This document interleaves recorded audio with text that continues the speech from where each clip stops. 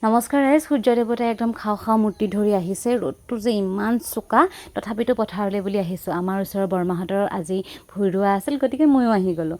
প্ৰত্যেক বছৰে এবাৰ হ'লেও মই পথাৰলৈ যাওঁৱেই, সেইটো এতিয়া নিয়মৰ নিচিনাই হৈছে। আহিয়ে ৰুবলৈ লাগি গ'লোঁ, কিন্তু অকণমান সময় ৰোৱাৰ পাছতে ইমানেই ৰ'দ লাগিল, ইমানেই বেছি গৰম লাগিলে আৰু ৰ'দে পুৰিলে যে বেলেগে কিনো কৰিছে তাকে আলিত বহি চাই থাকিলোঁ। আৰু ঘৰলৈ আহি গা পা ধোৱাৰ পাছত বৌয়ে ক'লে যে অকণমান সহায় কৰি দিয়ে ৰোৱনীক চাহ দিবৰ কাৰণে। তাৰপাছত আমি দুয়োজনীয়ে লুচি বনালোঁ আৰু বনাই চাহ তাহ দি ঘৰ আহিলোঁ। আৰু ভাত পানী খাই এয়া ৰাতি যাব ওলাইছোঁ হাজৰিকা পাৰলৈ বুলি।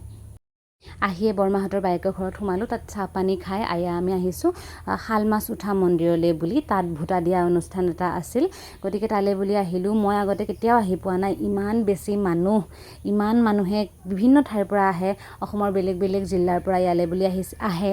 এয়া এটা বিশ্বাস, চাওকচোন কিমান বেছি আছে, প্ৰায় 2-3 হাজাৰমান ভোটা এনেদৰে মানুহে জ্বলাই মনৰ আশা পূৰণৰ হকে প্ৰাৰ্থনা কৰে। গতিকে বৌহঁত যিহেতু আহিছিল আৰু মোকো লৈ আহিছিল, সেইকাৰণে মই আহি খুবেই বেছি ভাল লাগিল, মনটো ইমান বেছি ভাল লাগিলে। এয়া আছে দৰং জিলাৰ হাজৰিকা পাৰত। আজিলৈ ইমানেই।